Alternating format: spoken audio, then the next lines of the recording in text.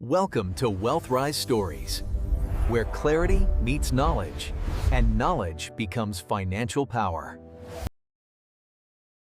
All right, let's be honest with each other for a moment. Are you making money, or are you letting money define who you are? That question might sound a little harsh, right? But sometimes the harsh questions are the ones that open the door to the most important truths. And I believe this is one of them. Let me tell you about a man I call Nam. Nguyen Nam, a familiar name, the kind you can find in any success story. At 40, Nam was already the CEO of a fast-growing tech chain. His bank account was thick. He owned $1 million beachside villa luxury cars, packed his garage, and probably dozens of expensive watches he wore a few times and then forgot about. On social media, Nam was the poster child of success, the Vietnamese version of the American dream. Everyone admired him. Everyone wanted to be like him. But there was one secret Nam never told anyone, never posted on Facebook or LinkedIn. It was the hollow, directionless feeling that hit him every time he was alone during those long, sleepless nights in that massive beachfront villa with only the sound of waves as company. Nam had achieved everything society calls success, but he felt like a robot programmed to make money, to chase goals he no longer remembered the reasons for. The successful label felt like a heavy suit of armor, weighing him down, suffocating him. Maybe somewhere in Nam's story you see a reflection of yourself. Maybe you too have been wondering, why am I doing all of this? The painful question is, are we running on a giant hamster wheel? Making money just to buy things we don't really need, to impress people we sometimes don't even like, or worse, to fill the empty spaces inside us that material things can never fill. And here's the most ironic part, a paradox many men fall into. The more obsessed we become with money, the more we pour our entire mind into. I have to earn it, the harder it becomes to keep it, to hold it in a sustainable way.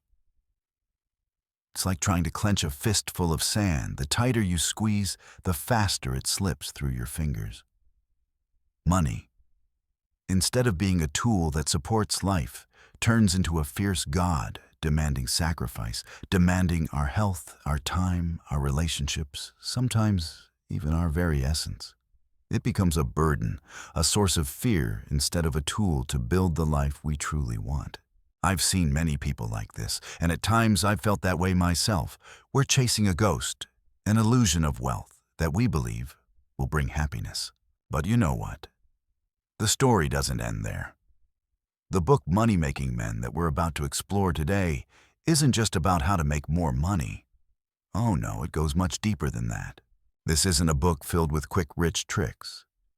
It's a map, a compass to help us rediscover the true meaning of creating money. To understand that generating wealth is a journey of creation, not an endless race. It's a journey that helps you build a prosperous life with purpose, not just financial prosperity, but prosperity in your spirit, your relationships, and your own personal identity. A life in which you're the one at the wheel, not a slave to numbers on a balance sheet. A life in which money is a tool that serves your dreams, not a master that defines your worth. Are you ready to join me on this journey of rediscovering yourself? A journey not just to make money better, but to live more meaningfully, to take back ownership of your life. Let's begin this journey together. Hello there. Welcome to my channel. I know you might be wondering what the heck I'm about to say today about this book, with a title that sounds a little flashy, right? Money-Making Men, just hearing it already smells like money, like get-rich schemes, maybe even like straight-up hype, doesn't it? Soft laugh. But trust me on this, if you've ever had those sleepless nights, eyes wide open, staring at the ceiling, your mind spinning with unpaid bills of every kind. If you've ever felt the weight of financial pressure pressing on your chest like an invisible boulder every time you think about the future. Or if you've ever crashed and burned and one of those so-called get-rich-quick attempts, then maybe you and I have more in common than you think. I'm Wealth Rise Stories, the creator of this channel, and someone who has felt exactly those same things. I still remember that time a few years back like it was yesterday. Rent was due, utilities were about to be cut off, and I barely had enough money for food to drag myself through the week. I kept chasing every tip, every hack for fast wealth on the internet, from stocks to crypto to all these shiny online business models that looked glamorous, but left me with nothing in the end. The harder I tried, the deeper I sank into that feeling of helplessness, that shame of not being able to take care of myself, let alone the people I loved. I felt like I was useless, like a man with no value, someone who couldn't create anything meaningful. Money wasn't just a number. Back then, it was the measure of my confidence, my self-respect, and, honestly, my existence. And then right when everything felt the most hopeless, I stumbled upon this book, Money-Making Men. To be honest, when I first saw the title, I hesitated. Another get-rich book. Another empty promise of financial freedom in just a few simple steps. That's exactly what I thought. I was exhausted from all the hollow preaching. But somehow something pushed me to read it. And you know what? The more I read, the more I realized this wasn't an ordinary book. This wasn't a book teaching you how to make money in the literal sense. Not at all. It was a philosophy of life. It was about becoming a man of value, a man for whom money is a natural byproduct of who he is, not something he chases after like a madman. Money-Making Men isn't a handbook filled with quick money tactics. It's a mindset map, something that helps you reshape yourself, build value from the roots, from deep inside who you are. Think of it this way. Money is like fruit, and your mindset, your actions, your ability to create value for the world. That's the tree. If you keep running around trying to pick fruit but never care for the tree, eventually, that tree will dry up and stop bearing anything. Money-Making Men teaches you how to grow a strong, thriving tree loaded with valuable fruit, so the fruit comes naturally and sustainably. It asks deeper questions. How do you become someone indispensable in the puzzle of someone else's life? How do you create positive impact? How do you become a man whose presence makes the world just a little better? So in this video, we're not going to sit here and read page by page. I want this to be a genuine conversation, a shared read and reflect moment. I'll share my personal insights, the passages that hit me the hardest, and how I applied them to my own life to finally break out of that cycle of scarcity and helplessness. This will be a journey of exploration together, not a lecture. The ultimate goal of this video series is to give you a mental map, a guiding compass, so you're not just someone who makes money, but someone who creates value. When you become a thriving, fruitful tree of value, money shows up naturally, inevitably, and sustainably. And more importantly, you find peace, confidence, and real purpose. I hope that through these sharings, you'll find something meaningful for yourself so we can grow into better versions of who we are together. Let's begin this journey. I truly believe you deserve it. Today we're going to open a truly fascinating book together, and I believe it will change the way many of us look at money, especially men. That book is called Money-Making Men. A rough translation would be Men Who Create Money. Just from the title, it sounds like a book about wealth-building secrets, about how to make tons of money, right? But in reality, the journey of earning money and taking control of your finances does not stop at numbers or dry strategies, my friends. It goes much deeper than that. It starts from within, from your psychology, from your deepest beliefs, the ones you don't even realize you're carrying. And that's exactly why we're beginning this book with a chapter that I think is incredibly important, a chapter I call Chapter 1, Men's Money Psychology, The Invisible Shackles. Let's dig into the limiting beliefs, the social pressures, and the core fears around money that most men face. From there, we can finally name the invisible shackles that have been holding us back. 1. Decoding the pressure to be the provider.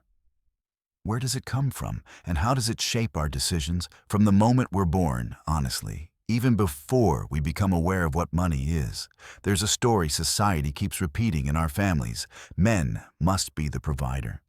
Where does this pressure come from? Think about it. What image pops into your head when you hear the word provider? A sturdy tree, a solid pillar, right? In Asian culture in general, and Vietnamese culture in particular, a man's role has always been tightly tied to financial responsibility. From ancient times when men were hunters-warriors, and the main laborers, they were the ones who brought home food and protected the family. Modern society has changed drastically. Women work. Women make money. Many of them make a lot. But the mindset that a man must carry the financial weight, must provide for his wife, and kids must have a house and a car has sunk deep into our subconscious and even into the minds of the women around us. It comes from the expectations of parents, wives, children, friends, and most importantly, from ourselves. We place this invisible burden on our shoulders, believing we must be strong, successful, that we must make money. And how does it affect our decisions? This pressure isn't just a thought, it's a force. Sometimes it pushes us forward, but other times it becomes a crushing weight. Career: it pushes many men to abandon their passions to chase safer, better-paying careers, even if that's not what they truly want. They accept jobs they hate because it pays well, it keeps the family stable. Personal finance: it drives us to work non-stop, sacrificing sleep and health, sometimes taking excessive risks in business or investing just to hit society's material milestones. But it can also make us overly cautious, terrified of losing what we have, afraid we won't be able to carry the weight we're expected to. Mental health: this is the heaviest part. The pressure to be the provider makes men feel alone in their financial struggles. Men rarely share money problems, not with their wives, friends, or even themselves. They're afraid of being seen as weak, incompetent, unworthy. This leads to chronic stress, burnout, and even depression. I've seen too many men silently endure, swallowing their fears alone, and the cost is unbelievably high. We have to recognize that being a provider isn't only about money, it's also emotional support, love, and stability. But to see that we must first free ourselves from the narrow definition etched into our subconscious. 2. The fear of failure and the fear of not being enough, two monsters that eat away at a man's confidence. If the provider pressure is a boulder on your shoulders, then the fear of failure and the fear of not having enough are two monsters gnawing at your confidence from the inside. Fear of failure. For men, financial failure often feels like personal failure. Losing a job, a business going under, a bad investment, these aren't just losses of money. They feel like losing face, losing respect, and worst of all, losing self-worth. This fear makes us avoid trying new things. We avoid new paths and bold ideas because what if it doesn't work? Procrastinate. We delay starting new projects or businesses because we fear we're not good enough. Hide. When we do fail, we hide it. We pretend everything is fine instead of learning from it or asking for help, which only feeds the fear even more. Fear of not being enough. This fear is quieter, but far more persistent. It's the fear that we'll never have enough money, assets, or success to meet everyone's needs. Our own, our family, society's. Will I have enough to send my kid to a good school? Will I ever afford my dream home? Will I have enough to retire comfortably? Secure the future. We fear unpredictable crises, aging, or becoming a burden to others. Feel worthy. Sometimes this fear runs deeper. The fear that we're not smart enough, talented enough, or lucky enough to deserve wealth and financial security. These two monsters keep us in a state of constant anxiety. We might already have plenty of money, but still feel like it's not enough, still terrified it'll all disappear. We may achieve impressive success, yet obsess over tiny failures. They erode our confidence, make us doubt our abilities, and sometimes push us into bad decisions just to soothe the fear. 3. The social comparison trap, from cars and houses to Instagram vacations. In the digital age, social media has become a massive stage where everyone performs the perfect version of their life. And for men, that stage has become a battlefield of comparison. Where does it come from? Humans have always compared who hunted better, who owned more land. Today, those measures have turned into visible, shiny things: the newest car, the downtown house, the luxury watch, the exotic vacations, the tailored suits, the Michelin-starred dinners. Social media, with its curated, polished images, amplifies this trap tenfold. You scroll through Facebook or Instagram and see friends flexing new cars, co-workers checking in at Maldives acquaintances, showing off stunning new villas. And suddenly you think, why don't I have that yet? Or am I even doing well? What this trap does to us. Comparison is not just a momentary sting of envy.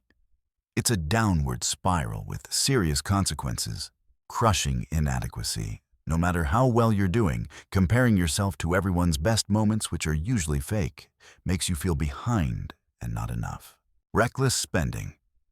To keep up, to not look inferior, we overspend on things we don't need: debt for a luxury car, buying status symbol items that add zero real value, never feeling satisfied. You hit goal X, but then see someone hitting goal Y, and the chase starts again, a race with no finish line. Losing your identity, you forget your own definition of success and adopt society's version instead. Remember, what we see online is just the tip of the iceberg, the highlight reel. Behind it are struggles no one posts about. Be alert, or this invisible trap will swallow you whole. So, what now? We've just taken a deep look into the pressures, fears, and comparison traps that hold men back financially. Maybe you feel heavy. Maybe you're nodding because you recognize yourself in these stories. But this is only the beginning. Acknowledging these invisible shackles is the first and most crucial step to removing them. Because once you name the enemy, you can finally fight it. To end this first chapter, I want to give you a small but powerful exercise.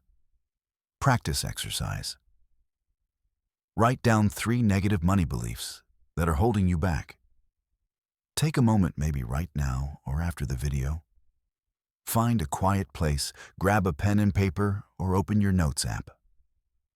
Ask yourself, what beliefs about money have I always thought were true, but they only make me anxious, scared, or hesitant?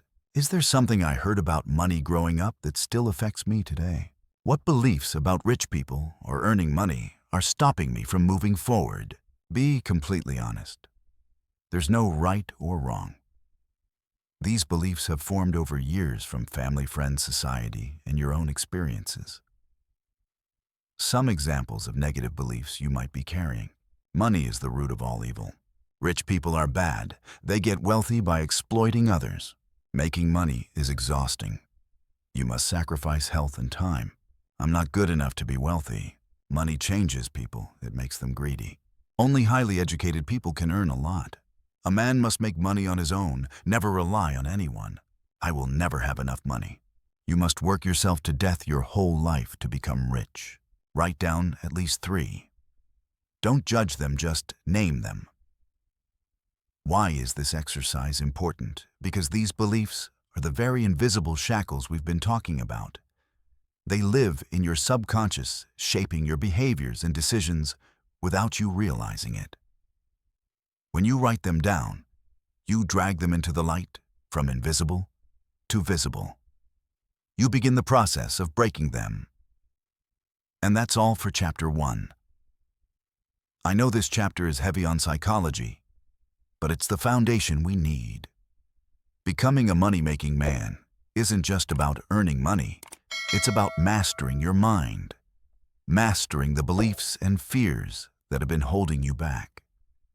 In the next chapters, we won't just identify the problems, we'll dive deeper into reshaping these beliefs, building a healthier money mindset, and developing real strategies for financial freedom. If you found this video helpful, leave a like or comment with the negative money beliefs you wrote down, only if you're comfortable sharing. And don't forget to subscribe so you don't miss the next chapters of Money Making Men. All right, now we're ready for Chapter 2 of the Money Making Men series. If Chapter 1 helped us reshape our mindset around money, then Chapter 2 will be the foundational brick, the universal law, that I believe, once you truly internalize it, will open the path to sustainable wealth wider than ever before. The title of this chapter is Value First, Money Follows, the Eternal Law. Sounds simple, right? But I bet many of us, including the younger version of myself, have misunderstood or completely overlooked this core principle. For the longest time, the question that haunted my mind, and probably yours as well, was how do I make the most money as fast as possible? We get pulled into this whirlwind of looking for hacks, tricks, or get-rich-quick opportunities, forgetting that money is actually just a reward, a natural byproduct of something far more powerful. That something is value. Switching to a slightly more philosophical tone, but still keeping it relatable, let's take a deeper look at this word value. What is value? In the context of creating prosperity, value can be defined in a very practical and simple way. Value is solving problems. You make someone's life easier. You help them overcome an obstacle, a frustration, or an inconvenience. Value is meeting needs. You provide something people lack desire, or even a hidden need they haven't realized yet. Value is creating joy, positive experiences, emotional elevation. You make their world better, brighter, more meaningful. Those are the three pillars of value. And trust me, when you truly create even one of these, or all three for others, money will naturally flow toward you the way rivers flow toward the ocean. Look around us. The most successful individuals and companies in the world all excel at this. Think of Apple. They don't just sell phones or computers. They sell simplicity, beauty, in design's seamless user experience. They solve the need for intuitive, powerful technology and even give people a lifestyle symbol. From the very first iPhone that solved the complexity of early smartphones to the iPad, changing how we consume content, to the Apple Watch enhancing personal health, everything began with extraordinary value creation. Or take Grab or Uber, Gojek in other markets. They don't just move you from point A to point B. They solve traffic headaches, the hassle of traditional taxis, and provide convenient safety route tracking and multiple transport options all in one app. They fulfill transportation, food delivery, and logistics needs for millions of people daily. And think of something simpler, your favorite small coffee shop. Why do you keep going back? It might not just be the good coffee. Maybe it's the quiet space that helps you work solving a lack of focus issue. Or the barista's friendly smile and how they remember your order, bringing joy, making you feel seen. Or simply a place where you unwind after a long day, meeting the need for peace. They're creating value far beyond a cup of coffee. So, how can you personally start creating value? And from that attract money, I want you to remember a formula I consider extremely important, what I call the value formula. Problem plus your skills, serve value, cash flow. Let's break it down. Problem. Always start by observing the world around you. What are people struggling with? What do they need? What are they complaining about? Problems could be global challenges or tiny inconveniences your neighbor faces. Don't underestimate any problem as long as enough people have it. Your skills. What do you bring to the table? What are you good at? Don't limit yourself to degrees or your current job. Skills can be communication, problem-solving, listening, cooking, designing, coding, writing, even making people laugh. Everyone has at least a few standout skills. The question is whether you recognize them and sharpen them. Value. When you use your unique skills to solve a real problem for others, you've created value. The better you solve that problem, and the more people you solve it for, the greater your value becomes. Cash flow. And this is the reward. Money flows to you naturally as a result of the value you've created. Solve a big problem for many people, you earn big. Solve a small problem for fewer people, you earn less. This isn't magic, it's supply and demand, the way the market prices your contribution. Now here's the most important part, and I want you to really listen and reflect the mindset shift. Most of us, when we start thinking about making money or starting a business, ask questions like, how do I make X amount? What product is hot right now so I can sell it? This mindset, to be brutally honest, is dangerous. It puts me and money first, which often leads to frustration, unstable results, or even unethical decisions. Instead, I want you to make a radical shift. From now on, I want you to change the question you ask. Don't ask, how much money do I want to make, a selfish, self-centered question. Ask, how many people can I help? What problem can I solve for my community? What joy or positive experience can I bring to someone? When you focus on helping others, you're building a foundation not just for financial wealth, but for deep personal fulfillment. Money stops being the final goal and becomes a measurement, a reflection of how much value you've created, how well you've served the world. Picture this. If you help one person solve a small problem, you earn a small amount. If you help 100 people solve a bigger problem, you earn significantly more. And if you help thousands or millions of people solve a major problem, you become extraordinarily wealthy because the value you create is extraordinary. This is why the richest people in the world are usually the ones who figured out how to create value at a massive scale. This isn't just a dry business theory. This is a universal law, a fundamental rule of life. You reap what you sow. Give value, receive money. The more you give, the more you get. It really is that simple. So from now on, whenever you think about making money, whenever you plan a project or business idea, take one step back and ask yourself, what value am I creating? Who benefits from what I'm doing? What problem am I solving? What need am I meeting? What joy am I bringing? The answers to those questions won't just open your path to sustainable wealth. They'll give you deeper meaning in your work and your life. Remember, value first. Money follows the eternal law. This is a powerful mindset. Carry it with you as we move into Chapter 3, where we'll explore how to turn these value-creating ideas into concrete action. See you in the next chapter. I believe that each one of us carries a hidden gold mine, our skills, our passions, or even life experiences that we sometimes overlook without realizing it. In the previous chapters, we talked about the importance of shifting our mindset, about seeing money not just as a means, but as a tool for achieving freedom.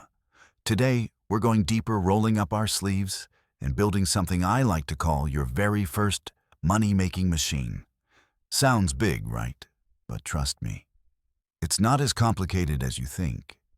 It begins with very small, very specific steps, all completely within your reach. The goal of Chapter 3 is simple. I want to guide you through the process of turning your skills or passions into a system that generates income, starting from the very first building blocks. Think of this as a hands-on workshop where we walk through everything step by step. I myself used to be someone who had no idea where to start. I had tons of ideas, lots of things I wanted to do, but no roadmap to turn them into real money. The book Money-Making Men helped me realize that the key isn't hunting for $1 million idea, but starting with what you already have and serving a specific need. 1. Identify the 3 skills you're best at or most passionate about. The first and most important step, and the one most people skip or underestimate, is looking inward. Grab a pen and paper or open your notes app.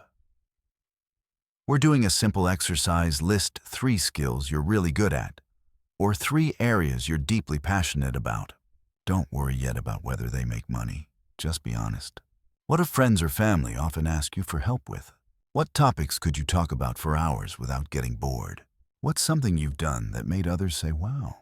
Do you have a hobby you've spent lots of time on, something you've self-studied out of pure passion? Some examples: maybe you're great at writing smooth, structured, easy to read. Or maybe you're a wizard at editing photos on your phone. People always compliment how clean and aesthetic your pictures are.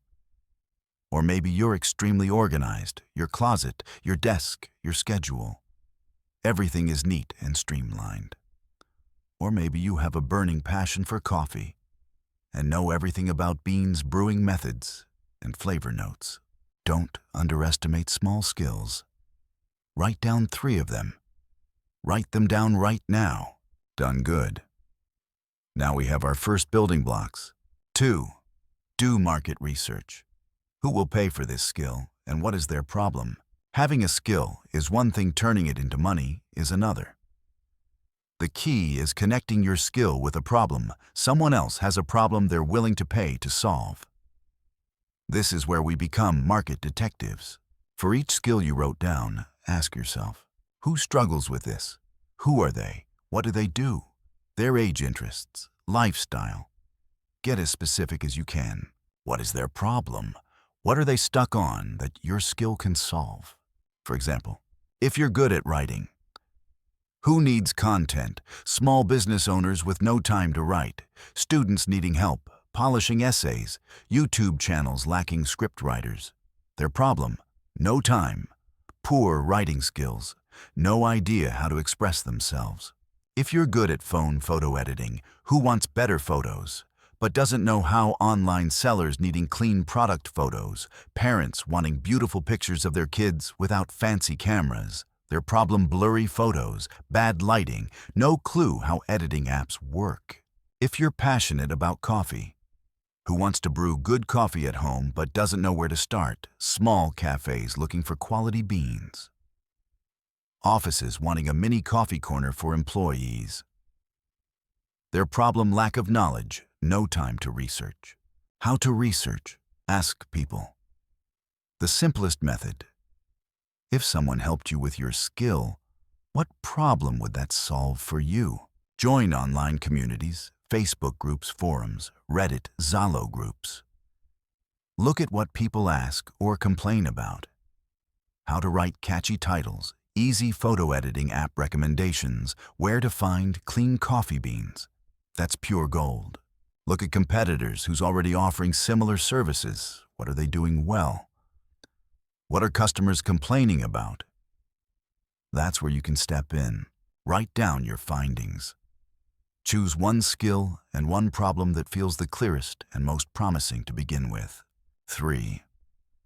Model 3 simple ways to productize your skill. Freelance service mini course, simple digital product. Now that you have a skill and you know who needs it, it's time to package it. This is the moment when your invisible skill becomes a visible, sellable product. Here are 3 simple entry points. Freelancer service. This is the easiest and fastest way to start. You directly offer your skill to solve someone's problem in exchange for money. If you're good at writing, offer blog writing, website content, social posts, or proofreading. If you're good at photo editing, offer product photo editing, travel photo, retouching profile, cover photo design. If you're organized, offer virtual assistant services, managing emails, schedules, planning tasks, etc. Pros: super fast to start, low risk, immediate income.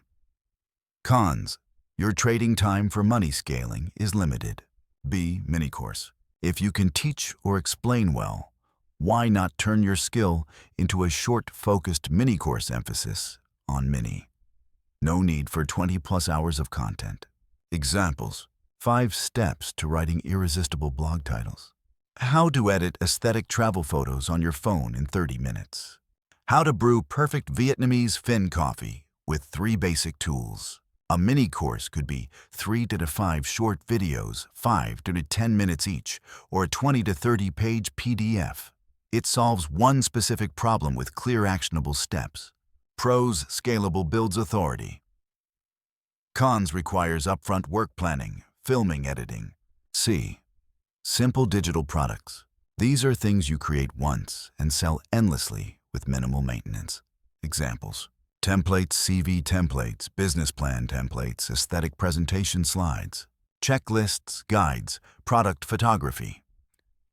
Checklist beginner: eat clean grocery guide, 50 TikTok content ideas. Presets: if you're good at color grading, create Lightroom presets or phone filter packs. Short ebook: a 20-50-page guide solving one specific problem. Pros: highest passive income potential, low maintenance. Cons: requires writing, design skills, and basic marketing. You don't need to do all 3. Pick one skill, one problem, and one productization method that fits your current abilities and resources. Simplicity wins. Version 4. First step. Create a simple offer and reach out to your first 5 potential customers. Time to start the engine. The most important step now is action. Don't wait for perfection. Perfection kills momentum. A. Create a simple offer. Your offer doesn't need fancy words or complex selling points. It needs clarity, honesty, and value. Use this formula. I help target audience solve their problem by your method, so they can achieve desired outcome. Examples: writing service. I help busy online shop owners create compelling sales posts that attract customers so they can focus on running their business without worrying about content. Photo editing course. I teach travel lovers how to edit stunning phone photos like a pro so they can get gorgeous Instagram-worthy shots without buying an expensive camera. Digital product template. I provide professional resume templates to help new graduates make a great first impression with employers and increase their chances of landing their dream job. Add a price. For your first clients, consider a discount or even free in exchange for honest feedback. Your goal is not big money right away. Your goal is first customers' real-world experience testimonials. Those are priceless. B. Reach out to your first 5 potential customers. This is where many people freeze, but it's absolutely necessary. Who are those 5? Think of people you already know who might need your help. Friends with small businesses, relatives looking for a better CV, members of your online communities complaining about a problem you can solve. How to approach them. Be genuine and focus on them. Don't spam. Start with normal conversation. Listen for their problems. When you spot a problem, you can solve gently, offer your help. Offer value, not a sales pitch. Hey, I noticed you've been struggling with content for your fan page. I can help by writing a sample post for you. If you like it, we can talk more. Emphasize your need for feedback. I'm building this service and would really appreciate your honest feedback. Would you be open to letting me help you with this? Just 5 people, not 50, not 500. Just 5. Your test group, your confidence builders, your first proof of concept. See, a money-making machine isn't some complicated system built by geniuses. It's a simple structure: skills, plus market problem, plus productization, plus action. It might be your first blog post for a small shop, or your first preset pack for a friend. It doesn't have to be perfect. It just has to start. Remember this: a journey of 1,000 miles begins with a single step. Your step today is building this small money-making machine. It will teach you, shape you, and grow with you. In the next chapter, we'll talk about how to gather feedback from your first customers and how to tweak your machine so it runs smoother and more effectively. Now go do it. And share with me in the comments below. What are your 3 skills and how do you plan to productize them? Don't forget to like this video, subscribe, and hit the notification bell so you don't miss the next chapters. See you in the upcoming videos. Take action and build the life you want. Welcome back to the Money Making Men series, the men who create value and prosperity. I'm your name, and today we're going to explore a superpower that I believe without it, everything you work for can easily fall apart. It's the power of relentless focus, laser focus. Have you ever felt busy to the point of madness, jumping from project to project, idea to idea, reading this book and taking that course? Yet, at the end of the day, or the end of the week, everything still feels stuck.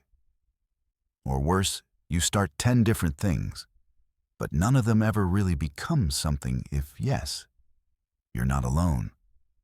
Most of us have been trapped in that cycle before. On the journey of building a career, creating wealth, or achieving any meaningful goal in life, there is one silent but extremely dangerous enemy. That enemy isn't laziness. It's not lack of talent. It is distraction. Chasing too many goals at once isn't a sign of ambition. It's often the fastest road to failure, or at best, stagnation. It's like trying to dig 10 shallow wells instead of digging one deep well to find the real underground water source. Energy runs dry, resources get wasted, and in the end, you're left with nothing but mud. This chapter will help you understand why that happens, and more importantly, how to develop deep, powerful focus and turn it into your secret weapon. 1. Shiny Object Syndrome, SOS. Have you ever walked into a toy store and seen hundreds of sparkly things, each one promising fun and excitement? In business and personal development, we face the exact same scenario. That's Shiny Object Syndrome. Why are we so easily drawn to new opportunities, new million-dollar ideas, and new paths? First, it's our natural curiosity and craving for novelty. Our brains are wired to chase stimulation, and the easier path, the shortcut, the quick win. Every time a new idea pops up, it hits us like a dopamine spike: excitement, hope, optimism. Oh wow, this idea is amazing. This opportunity will explode for sure. This course is going to change my life. Second, there's FOMO, the fear of missing out. We're scared we'll miss a golden opportunity someone else is capitalizing on. We see someone making money with affiliate marketing, someone else killing it with drop shipping, another making a fortune with AI, and we jump in instantly, even when we don't fully understand what we're getting into. Third, impatience. Every meaningful goal requires time, grit, and persistence. But when obstacles appear, instead of pushing through, many people simply abandon their path and jump to the next shiny thing, hoping this one will be easier. The cycle repeats forever, starting, never finishing, never achieving. I used to be a victim of this for a long time. I started a YouTube channel about personal finance, then saw a friend succeed with a podcast, so I switched to podcasting. Right in the middle of that, NFTs blew up, and I suddenly wanted to dive into NFTs. In the end, nothing worked, and I felt exhausted and disappointed. Until I realized the problem was that I was splitting my energy into so many pieces that none of them were strong enough to create any breakthrough. So, how do we escape the maze of shiny objects? The answer is to narrow down focus on one thing and push it to the very end. 2. The 1-1-1-1 rule: one market, one product, 1 year. This rule can completely change your game. The 1-1-1 principle isn't a rigid formula. It's a compass that keeps your focus aligned. One market. Don't try to serve everyone. That's the fastest recipe for failure. When you try to please everyone, you end up pleasing no one. Choose one specific niche and serve them exceptionally well. Example: instead of helping people make money online, focus on helping stay-at-home moms start an online handmade business. When you zoom in on a niche, you understand their needs, pains, desires, and language deeply. You build trust faster. You become the go-to expert in that niche. One product service. Once you choose your market, create or offer one core product service that solves one urgent problem for them. Don't launch 10 products at once. When you focus on one product, you can pour your full effort, time, and resources into shaping it into something world-class. You gather feedback, refine, improve, and build a superior solution. Steve Jobs brought Apple back from near collapse by cutting hundreds of products and focusing on a small handful. Simplicity creates power. 1 year. This is the most important part. Commit 1 full year to building, mastering, and dominating the market and product you chose. 1 year gives you enough time to learn and adapt, build relationships and trust, push through the early challenges, see real results, gather enough data to decide whether to continue or pivot. During that 1 year, reject every shiny object, every exciting collaboration, every new business trend, every tempting course. Push it all aside. Your only mission is to turn one product bomb service in one niche into a solid success. The 1-1-1 rule doesn't mean you'll never expand. It simply builds your foundation first. Once you've dug one well deep enough to reach water, then you can think about digging another. But not before the first well is flowing. 3. The deep work technique. Eliminate distractions and create high-performance work blocks. To truly apply the 1-1-1 rule, you need a system to manage your time and energy. And there's no technique more effective than deep work, a concept popularized by Cal Newport. Deep work is the ability to focus on a cognitively demanding task without distractions.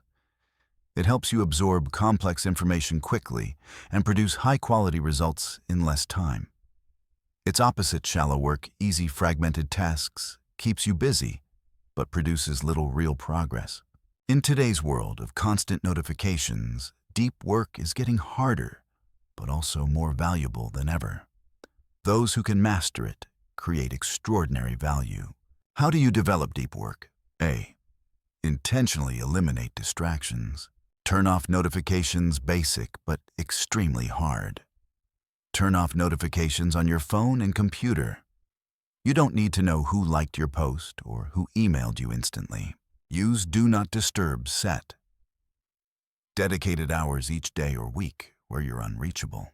Create an ideal workspace. Quiet, clean, minimal. Maybe instrumental music if you like. Keep everything you need within reach. Limit social media and email. Check them only at set times, never constantly. B. Create blocks of high-performance work. Time blocking schedule. Deep work blocks like real appointments. Example, Tuesday 9 to 12 a.m. Write Chapter 4. Script. Work in cycles. Use Pomodoro 25-5 or longer cycles like 90-15. What matters is full focus during the work period. Start and end rituals. Brew coffee, shut off your phone, open your document. Anything to signal the brain. It's time to focus. When finishing, write down what you completed and what's next. Fight boredom. During deep work, your brain will crave stimulation, checking your phone, remembering something trivial, etc. Notice it, write it down, and return to your main task. I struggled with deep work for a long time too. But every time I truly enter that mode, I realize I can finish a whole day's worth of work in 2 to 3 hours of deep focus. That's when you feel like you're creating real value, not just staying busy. 4. A story. The difference between someone doing 10 mediocre tasks and someone doing 1 exceptional task. Picture 2 carpenters. The first carpenter is very active. He accepts 10 different orders at once: a dining table, a chair, a bookshelf, a kitchen rack, etc. He does a little bit of each, cutting wood here, carving there, sanding another piece. In the end, he finishes all 10 items, but none are truly good. The table wobbles. The chair has uneven paint. The bookshelf has misaligned joints. Customers are okay with the results. but none are impressed enough to recommend him. The second carpenter is different. He takes one custom order, a living room furniture set. He pours his entire heart into it, choosing the wood, designing it, cutting, carving, sanding, finishing. Every detail is precise. He studies new techniques and experiments to get better. The end result is stunning, sturdy, elegant, expertly crafted. The customer is blown away and willingly pays a premium and tells everyone about him. In the long run, who becomes more successful? Who earns more? Who builds a stronger reputation? The second carpenter, without question. The difference between doing 10 mediocre things and one exceptional thing lies in impact and value.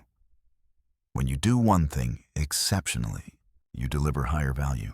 Customers pay more. You build solid credibility. You get free word-of-mouth marketing.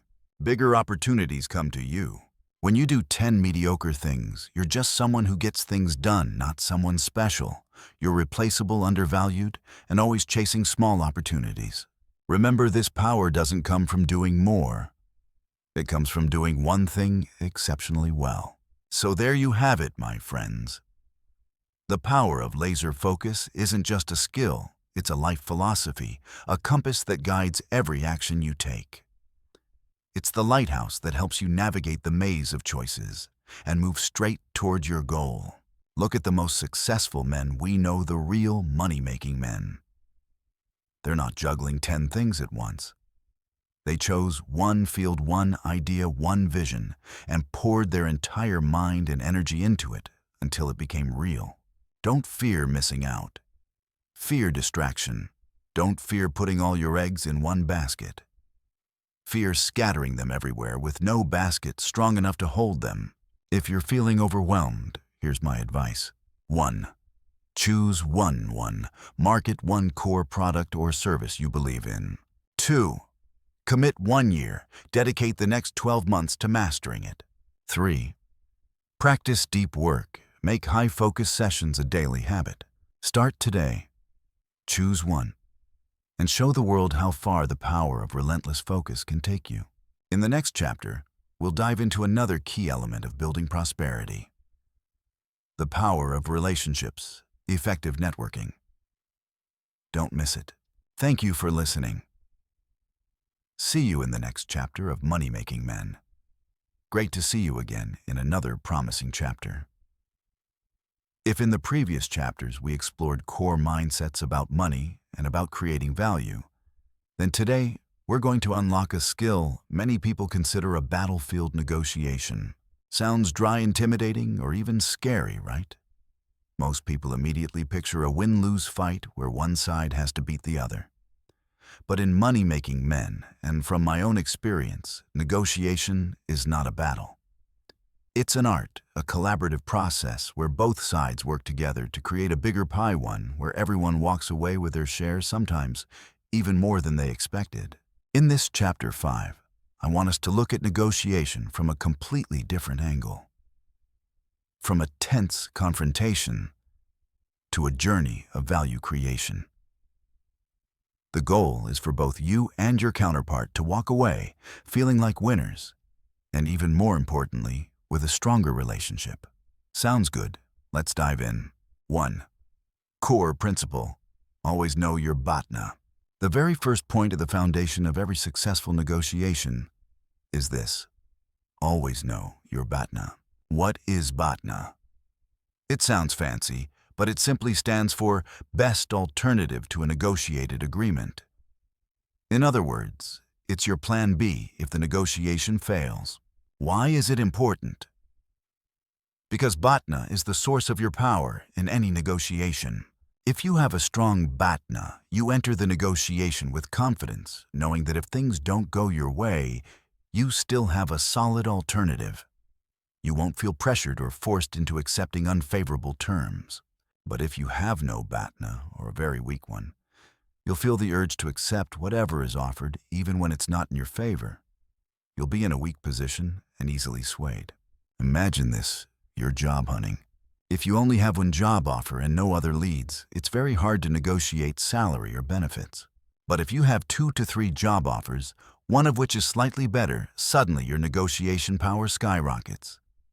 You can confidently say, I really like this position, but Company X is offering a higher salary and better benefits. Could we revisit the package? So before entering any negotiation, whether it's about a job offer, a partnership, a purchase, or a raise, take the time to research, prepare, and strengthen your BATNA. It is your insurance policy and your source of power. 2. Listen more than you speak. Understanding the other side's real needs is the key. The second principle, and one I see many people skip or do incorrectly, is listen more than you speak. Sounds simple, but this kind of listening is not waiting for your turn to talk. It's the kind of listening where you genuinely try to understand the other party. What do they really need? What's their pain point? What's their true objective? And why are they making the proposal they made? When you understand the other side, you can create value. Negotiation is not about pushing your agenda. It's about pulling both sides closer by solving problems and meeting needs. Here's a practical example. A client rejects your price because it's too high. Our instinct is to discount or justify. But if you listen, you might discover they're not looking for something cheaper. They want something less risky. They're not worried about the absolute cost. They're worried about ROI or timeline. Or maybe they're only limited by this quarter's budget, but next quarter is wide open. When you ask open-ended questions like, could you share more about your concerns? What's most important to you in this project? What outcome are you hoping for after using this service? You start unlocking valuable information. Don't rush into solutions. Don't rush into selling. Stay curious, because the answer to your negotiation is often hidden in what the other side says or doesn't say. 3. Never negotiate on price. Negotiate on value and on the terms around it. Third, and this one is crucial. Never negotiate on price. Negotiate on value and on terms. Price is just a number. Value is the entire package of benefits that both sides receive. If you focus only on price, the negotiation becomes a zero-sum game. One side wins, the other loses. Instead, think bigger. If the other side wants the price lower or you want it higher, ask yourself, what terms can we adjust so both sides gain more value?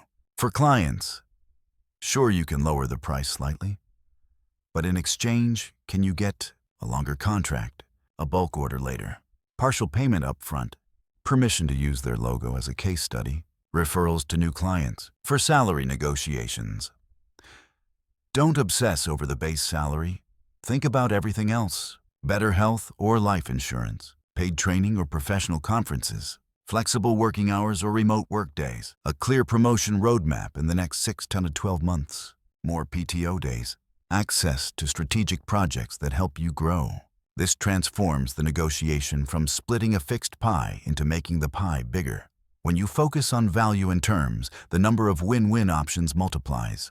4. Role-play negotiating a raise. Now let's practice. Because negotiation is a skill, and every skill requires reps. Let's role-play a scenario many of you will face. Negotiating a raise with your manager. Scenario: you've been at Company X for 2 years. Your performance is strong and you've completed major projects. You believe you deserve a raise. Step 1. Prepare your BATNA.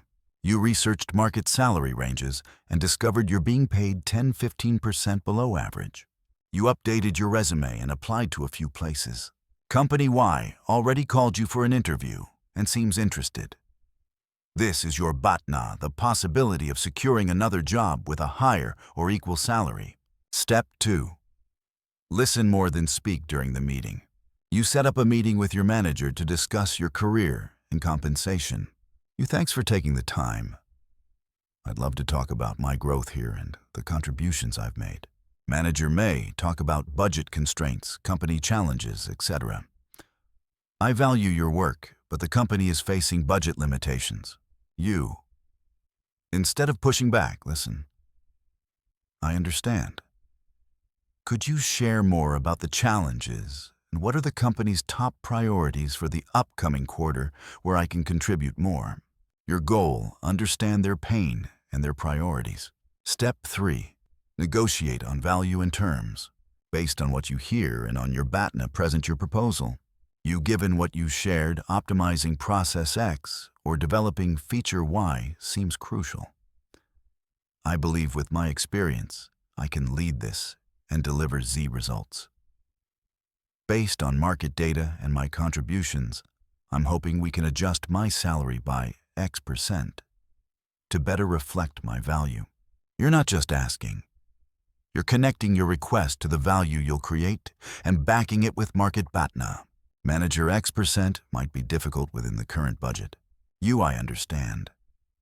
If we can't reach X% immediately, perhaps we could set a clear roadmap for a raise in 6 months. Or could I join the strategic project? Project name. Or could the company support me in enrolling in course name so I can contribute even more long term?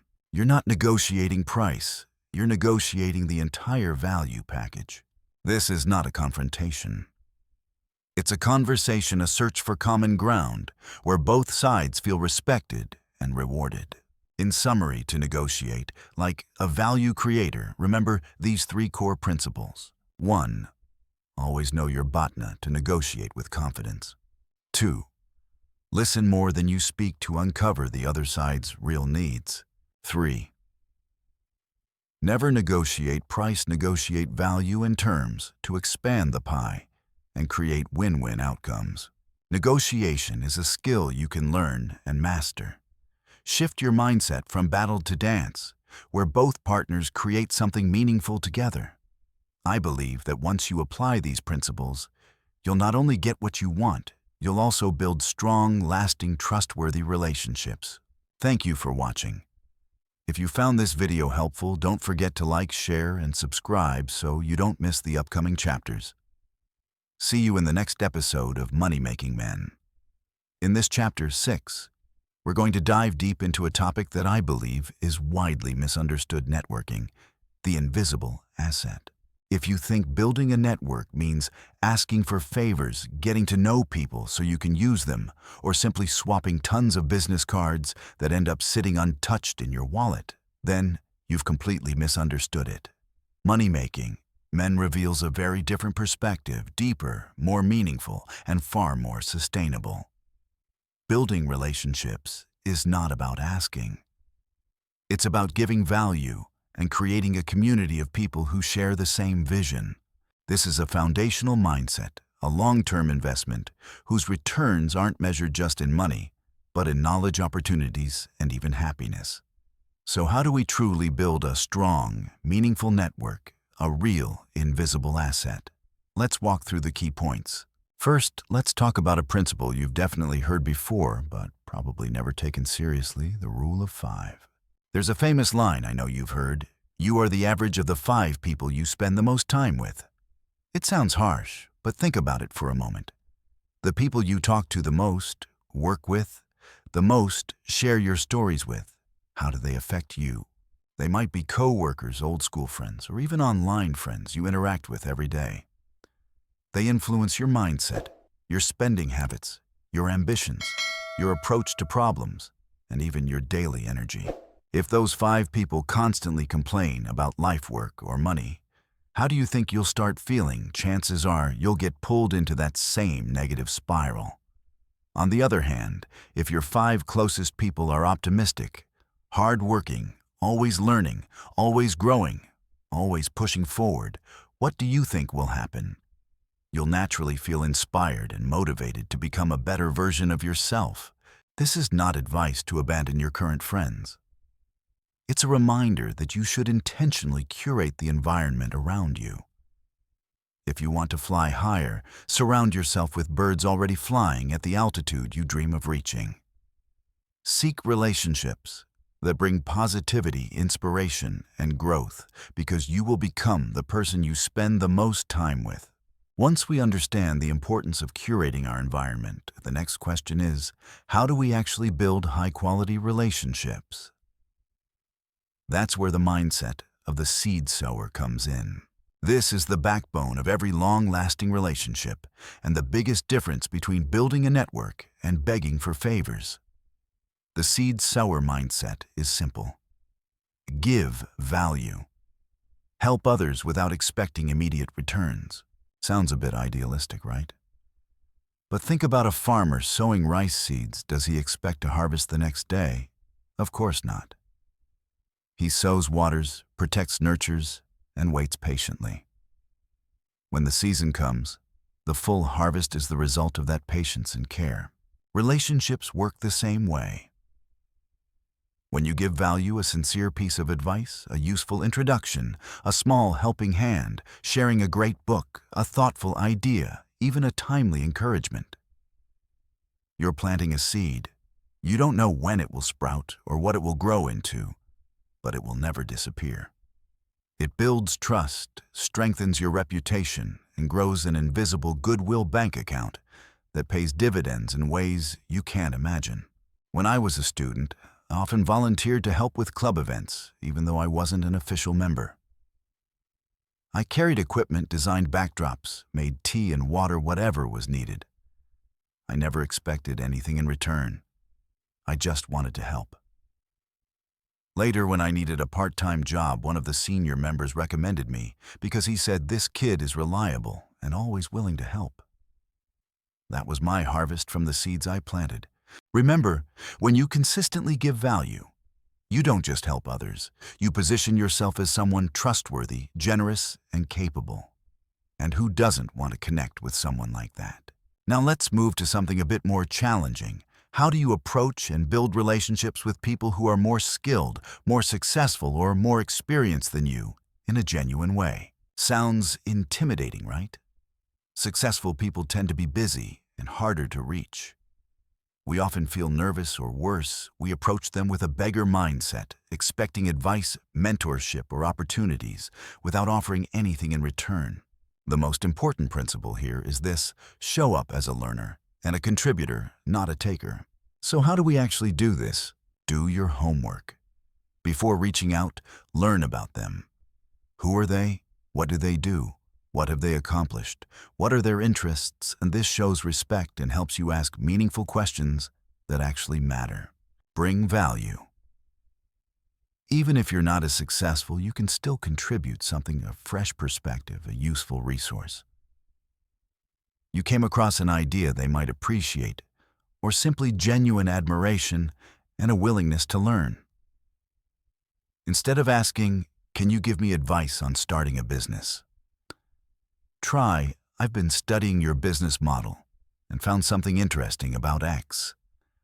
I also had a small idea for optimizing Y. Would you mind if I shared it?" Ask deep questions. Don't ask things Google can answer. Ask open, thoughtful questions like, "What was the toughest challenge you faced building this company? If you could give your 20-year-old self one piece of advice, what would it be?" Respect their time. Be concise, prepared, and intentional. If they give you even a few minutes, use that time wisely. Show genuine gratitude. A sincere thank you message or in person leaves a memorable impression. Authenticity will always be your strongest currency. Successful people don't need flatterers. They want thoughtful, driven young people who bring good energy and genuine curiosity. Now let's talk about the digital world. Social media today isn't just for entertainment or catching up with friends. It's a powerful tool for building your personal brand and connecting strategically. Money-Making Men emphasizes the importance of using social media intentionally to build relationships and credibility. Think of social media as your digital business card, a public portfolio. Every post, comment, or share shapes how people perceive you. So how do we use it effectively? 1. Define the value you want to bring. What do you want to be known for? What expertise or passion do you have? Focus on sharing content aligned with your core value. 2. Create high-quality, consistent content.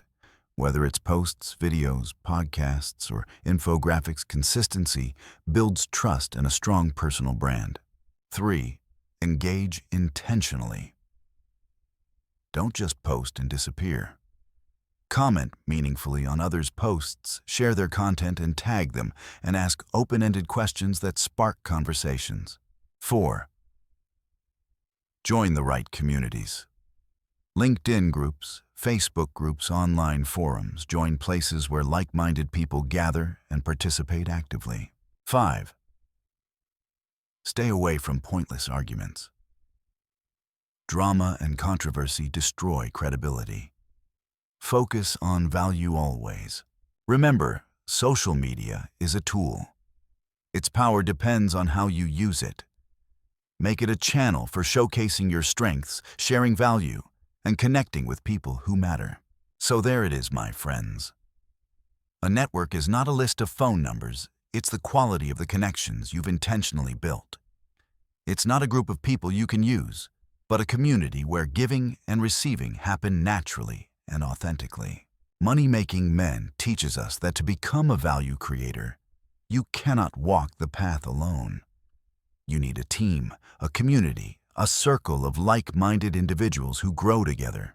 Start today by looking at your closest 5 people. Ask yourself, what seeds are you planting in your relationships each day? Are you approaching people better than you with sincerity or with a begging mindset? And are you using social media to build or to waste time? Consider networking a lifelong investment in yourself and your future. It's an invisible asset, but its value is incredibly real. Thank you for spending your time with Chapter 6. I hope these insights help you rethink networking and start building a solid, meaningful community around you. Don't forget to like, share, and subscribe so you don't miss the next valuable chapters. Welcome back to Money-Making Men. In the previous chapters, we explored the long, challenging, yet deeply exciting journey of making money. From your earliest ideas, your first failures, all the way to the moment you finally found your own path to generating income. That's an incredible achievement, isn't it? You've done something many people dream about. You made money. But you know what? Making money, as hard as it is only half of the game. The other half, and arguably just as important, is figuring out how to keep that money, and even more importantly, how to make it grow so that your money works for you. Instead of you working for money forever. That is exactly what this Chapter 7 is all about. From making money to managing and multiplying money.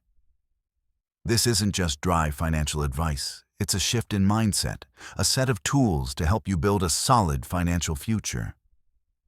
We're going to dig into simple, yet incredibly powerful principles that transform your money from a number in your account into a seed that's already sprouting. 1. The 3-jar rule: spend, save, invest. A smart way to allocate your income. To begin the journey of managing your money effectively, you need a system. And one of the simplest, clearest, yet surprisingly powerful systems I ever learned is the 3-jar rule, or 3 envelopes, 3 buckets, 3 accounts, whatever helps you picture it. Imagine this: every time your salary or income comes in, instead of leaving it all in one place, you divide it into 3 main portions, 3 jars each with a clear purpose. Jar number 1, spending needs and wants. This is the part for your daily living expenses essentials, like rent, food, transportation, utilities, and also your personal enjoyment, hobbies, entertainment. The goal here is controlled spending, so you always live within your means. A commonly recommended percentage is around 50–60% of your income. Personal insight: I know it sounds simple, but doing it requires serious discipline. I struggled with this too. There were months I told myself, just this month it's fine. And then the next month I said the same thing. Eventually I realized that without clear boundaries, it's incredibly easy to overspend. And by the end of the month, we're left wondering, where did all my money go? It's setting a budget and sticking to it. Even when it's tough, gives you clarity about your cash flow. Jar number 2. savings, and emergency fund. This portion is for building your emergency fund and saving for short or mid-term goals. The emergency fund is crucial. It's your financial cushion for unexpected events like job loss, illness, or major repairs, without falling into debt. You can also save for a house, a car, or that dream vacation. The ideal allocation is around 10 to 20% of your income. Why it matters? Saving isn't just putting money aside, it creates security. It gives you a stable foundation to make better financial decisions. It protects you from unnecessary debt when life hits unexpectedly. Jar number 3. Investing. This is where your money starts working. Instead of letting money sit still and lose value to inflation, your investment jar helps you grow your wealth over time. We'll dive deeper into investment in the next few sections. Typically, this jar takes 20 to 30% of your income, depending on your goals and comfort level. You see, allocating your income wisely isn't a rigid formula. It's a framework, a starting point. What matters is understanding your own financial situation, setting clear goals, and adjusting the percentages to fit your life. But the core principle remains: always set aside something for your future. 2. The power of compound interest. Why starting early matters. Once you've set aside some income for investing, the next question is, how do you make it grow effectively? And this is where we talk about one of the greatest secrets in finance. Something Einstein once called the 8th wonder of the world: compound interest. Compound interest simply means interest earning interest. The profit your investment generates gets added to your original amount, and future profit is calculated on both the principal and the accumulated interest. It's like planting a seed, watching it sprout and bloom, and then each flower creates even more seeds. Let me show you just how powerful compound interest is with a simple example. Imagine 2 friends, A and B. Both plan to retire at 60. Both invest at an average annual return of 8%, a realistic long-term number. Bulva forbid your friend A starts investing at 25. He invests just $100 a month, $1,200 per year. He does this consistently for 10 years until age 35, then stops contributing completely. Marsterken onkan. Friend B doesn't start investing until age 35. He also invests $100 a month, but he keeps doing it for 25 years, all the way until he turns 60. Now, who do you think ends up with more money at age 60? Friend B invested for a much longer time, 25 years versus A's 10 years, so he should have more. Right? The answer will shock you. At 60, friend A has around $520,000. Now to do friend B, even though he contributed much more money over time, $30,000 versus A's $12,000, ends up with only around $160,000. Narrator, see the difference? It's huge. Friend A contributed less, invested for fewer years. But because he started earlier, his money had more time to compound and grow. Time is the most powerful force in the compound interest equation. The message is simple. Start investing as early as possible, even with small amounts. Don't wait until you have more money. Make investing a habit, a natural part of your financial life, starting today. 3. Understanding basic investment vehicles. Stocks, real estate index funds. When people hear the word investing, many get nervous or overwhelmed. It's too complicated. It's only for rich people. It's risky. You can lose everything. I get it. But investing isn't as scary as it seems, especially when you understand the basics and approach them wisely.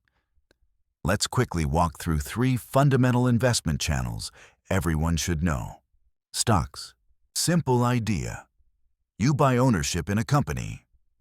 If the company performs well, your stock value goes up and you may receive dividends. Pros: high return, potential high liquidity.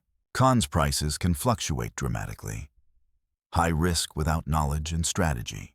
Advice: don't gamble on hype. Understand the business. Think long-term. Real estate. Simple idea. You buy property, land, houses, apartments. Profit comes from renting or selling at a higher price. Pros: tangible asset tends to appreciate. Over time can generate passive income. Cons: requires large capital, low liquidity, high maintenance costs. Advice: research location carefully. This is a long-term play. Index funds, ETFs. Simple idea. Instead of choosing individual stocks, you buy a basket of them that mirrors a market index like VN30 or the S&P 500. Your money is diversified instantly. Pros: low risk through diversification, low cost, beginner-friendly, great for long-term passive investing. Cons: you get market average returns, you won't beat the market. Advice: this is my top recommendation for beginners. Remember, no single investment is best for everyone. Each has its strengths and weaknesses. Your job is to understand yourself, your goals, your risk tolerance, your available capital, and educate yourself continuously. Knowledge is your greatest asset in the world of investing. 4. The investor mindset. Buy assets, not liabilities. Finally, to truly multiply your money sustainably, you must shift the way you see assets and liabilities. This isn't just accounting. It's a core financial mindset used by wealthy people everywhere. You've probably heard the phrase, the rich buy assets, the poor buy liabilities. Popularized by Robert Kiyosaki in Rich Dad, Poor Dad, this idea has transformed the financial thinking of millions. So what exactly is an asset and what is a liability? Assets: anything that puts money into your pocket or has the potential to. Examples: a rental property, stocks that grow in value, bonds that pay regular interest, a course that increases your earning power, a business you're building, even your knowledge and health. Liabilities: anything that takes money out of your pocket or loses value over time. Examples: a brand new car depreciates instantly plus gas and maintenance. The latest phone, designer clothes. High interest debt: the house you live in if it generates no income but costs you money. The issue isn't that you should never buy liabilities. We all want nice things, a good car, a comfortable home, fun experiences. The real difference is in your priorities. A financially strong person focuses on building assets first. They use money to buy things that generate more money. Only after their assets produce enough cash flow do they allow themselves to buy the luxuries they want, using profit, not salary.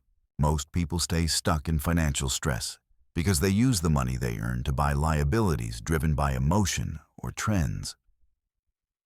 They pile up expenses, debt, and pressure and end up working harder just to pay for things that are already losing value. I remember when I first started working, I wanted to enjoy every paycheck, shopping trips, new gadgets. And my bank account kept shrinking.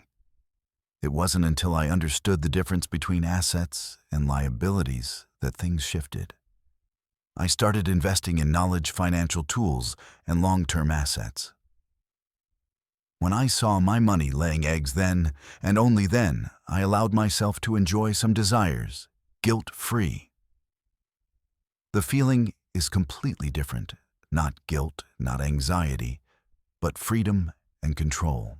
Before every major purchase, ask yourself, is this an asset or a liability? Will it put money in my pocket or take money out? This one simple question can change your entire financial trajectory. So we've now walked through the journey from making money to managing and multiplying it. From disciplined income allocation with the 3-jar rule, to harnessing the magic of compound interest, to understanding basic investment channels, and finally shifting your mindset to prioritize assets over liabilities. This isn't an easy path or get-rich-quick formula. It's a continuous learning journey requiring patience, discipline, and long-term vision. But I promise you, it's worth it. Because when you master your money, you master so much more: your time, your freedom, and your future. Start today, even with one small step. Open a separate savings account. Learn about an index fund. Track your expenses for a month. Every small action is a brick in the financial fortress you're building. In the next chapter, we'll go even deeper into... Hello everyone, I'm Wealthrise Stories, and welcome back to our series exploring the book, Money-Making Men. The men who create money. On this journey, there's probably no word more intimidating than the word failure. Just hearing it alone can bring a sense of heaviness, shame, or even overwhelming fear. Who among us doesn't want to stay as far away from failure as possible, right? We're taught to succeed, to achieve our goals, and failure is, well, terrible.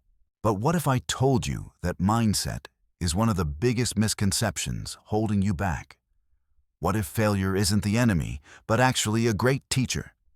A guide you must meet on the road to building wealth, creating value, and chasing your dreams. In Chapter 8 of Money-Making Men. And in today's video, we're going to normalize failure, transforming it from a haunting shadow into a foundation you can stand on to rise stronger. Let's look at the giants we admire today, the people who shaped the world, celebrated for their wisdom and vision. Do you think their journeys were covered in roses? Absolutely not. Steve Jobs, the man behind Apple iPhone, iPad, was fired from the very company he founded in 1985. Think about that, getting kicked out of your own brainchild. But it was that period in the desert where he built Next and Pixar that sharpened him, forced him to reinvent himself, and eventually return to Apple to create its greatest revolution. Without that failure, would we have the legendary Steve Jobs we know today? Or take Walt Disney, the father of Mickey Mouse and the Disney Empire. He was once fired by a newspaper for lacking imagination. He built his first animation studio and it went bankrupt. He borrowed money to keep going and often stood on the edge of collapse. But he never stopped drawing, never stopped dreaming. Every failure was simply a stepping stone, teaching him what to do differently, how to persevere, and how to tell stories in a fresh, magical way. Elon Musk with SpaceX. Those early rocket launches were complete disasters, exploding right on the launch pad. Millions of dollars evaporated in seconds. Pressure and criticism piled up. But he used those failures as data to refine, to improve, until SpaceX became an undeniable force in aerospace. They didn't succeed despite failure. They succeeded because of failure. Failure gave them lessons no classroom could ever teach. And here's a crucial point we need to carve into our minds: the difference between failing and being a failure. When something doesn't go as planned, we say, "I failed." And that phrase often feels personal, as if our entire identity is a failure. But that's not true. Failure is an action, an event, an unwanted outcome of a specific attempt. I failed to raise funding this round. My business project failed. I didn't hit my sales target this month. But being a failure is an identity, a permanent label you stamp on yourself based on temporary events. Think of it like this. If you trip while running, it doesn't mean you're a bad runner. It simply means you just tripped. You can stand up, dust yourself off, and keep running. Failure is a verb, a temporary state. Failure as a label is a noun, a cage you lock yourself in. Money-Making Men reminds us that true value creators, people who own their lives, never let a single event define them. They understand that failure simply means you tried, you dared. And that alone is already a form of success. So when teacher failure knocks on your door, what should you do instead of shrinking in fear? We apply a highly effective technique I call post-failure reflection. This isn't self-blame, it's active learning. There are 4 steps. 1. Accept and feel. First, allow yourself to feel what's happening. Disappointment, sadness, anger, embarrassment, all of these are natural. Don't hide them or deny them. Let yourself experience them briefly. Only when you accept reality can you move forward. 2. Analyze without bias. This is the most important step. Ask yourself honest questions like a scientist analyzing data, not a judge looking for someone to blame. What happened? Describe the event objectively without judgment. Why did it happen? Dig into the root causes. What was in my control? What wasn't? What did I do right? Yes, even in failure, there are things you did well. Acknowledge them. What could I have done differently? This is the golden question. 3. Extract clear, actionable lessons. Turn your analysis into guidance. Don't just say, I learned a lesson. Be specific. I need to review contract terms more carefully before signing. I didn't have enough resources to run 2 projects at once. Next time, I'll build the marketing team first before launching the product. 4. Plan your next attempt. Failure isn't a period, it's a comma. Once you've learned to plan your next step, it could be a new strategy, a different approach, or an adjusted goal. What matters is having a concrete action plan to apply what you learned. Not quit, but refine and try again. To truly master this process and turn failure into an ally, we must build resilience. And the best way to do that is to change how we see each setback. Think of every stumble, every mistake, every failed project as data collection. Imagine you're a scientist. When an experiment doesn't go as expected, do you throw everything away and call yourself a failed scientist? Of course not. You record the result, even if it's negative, and analyze why. It's a valuable data point, helping you eliminate a wrong hypothesis and move closer to the right one. Business entrepreneurship or any money-making effort is basically a giant laboratory. Every idea is a hypothesis. Every product launch is an experiment. Failure isn't the final event. It's feedback information telling you your hypothesis or approach needs adjustment. When you view failure this way, it loses its power to terrify you. Instead, it becomes a tool. You don't fear failure, you fear not learning from it. The goal isn't to avoid failure. The goal is to fail smarter, faster, and with less cost. Every stumble is an opportunity to refine your approach, to grow stronger, tougher, and eventually wiser. This is the essence of true money-making men. They don't run from difficulty, they embrace it as part of evolution. So there you have it, my friends. Failure is not the enemy. It's your most loyal companion on the road to success. It's the strictest teacher, but also the one who gives you the most valuable lessons. Embrace it, learn from it, and let it carve itself into your success story. Because only when you dare to fail do you truly dare to live, to try and to achieve great things. I hope this video helped shift your perspective on failure. Don't forget to like and share this video if you found it helpful, and subscribe to the channel so you don't miss the next powerful content in the Money Making Men series. Welcome everyone to Chapter 9 of the Money Making Men series. Reinvesting in yourself, the most profitable investment you will ever make. My friends, from the beginning of this series until now, we've talked a lot about how to make money, how to manage your finances, and how to build an empire of your own.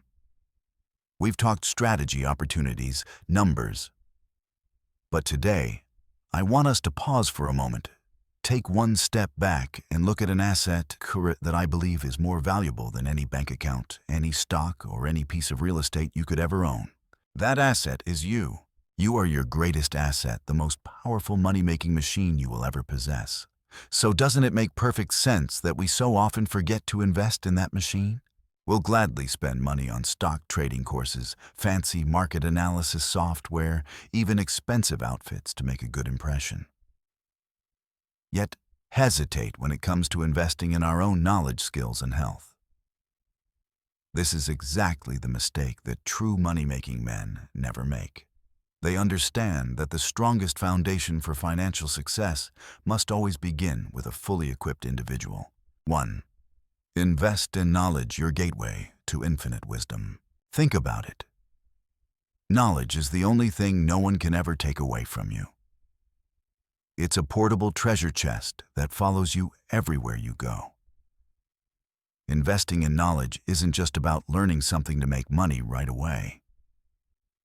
It's about expanding your worldview, developing critical thinking, and arming yourself with a mental toolkit strong enough to take on any challenge. So how do we invest in knowledge? Books. This is the fastest, most effective, and often the cheapest way to access the greatest minds in human history. Don't just read finance or business. Read history, philosophy, psychology, science, biographies of great individuals. Every book is a conversation with a brilliant mind. You get to learn from other people's mistakes and successes without having to endure them yourself. Personally, books changed my life completely, from understanding how markets work to understanding human nature. All of it started from pages. Courses. In today's digital age, we have endless choices from free online courses to in-depth professional programs. Find courses connected to the field you're in or the field you want to explore. A course might feel expensive up front, but if it gives you a new skill, a new perspective, or a new opportunity, the investment is more than worth it. Think about the opportunity cost of not learning something. Mentors. This is one of the most valuable investments you can ever make, even if it doesn't always cost money. A good mentor can shorten your path to success by decades. They've walked the road you're walking, they've stumbled, they've risen, and they have wisdom worth more than gold. Finding a mentor requires initiative, humility, and sometimes luck. But once you find one, cherish the relationship, learn deeply, and always be ready to give value back. 2. Invest in skills. Turning knowledge into action. Knowledge is the foundation, but skills are the tools that turn knowledge into real tangible value. Not all skills are equal. Smart money-making men focus on developing high-income skills the market is willing to pay a premium for, because they directly generate revenue or solve core problems. Here are some examples of high-income skills worth investing in. Sales and persuasion. No matter what you do, you must sell your ideas, your services, your products, or even yourself. The ability to help others see the value in what you offer is priceless. Digital marketing. In the age of the internet, knowing how to get your message to the right audience and build a personal or business brand online is extremely important. Coding. Data analysis technology is reshaping the world.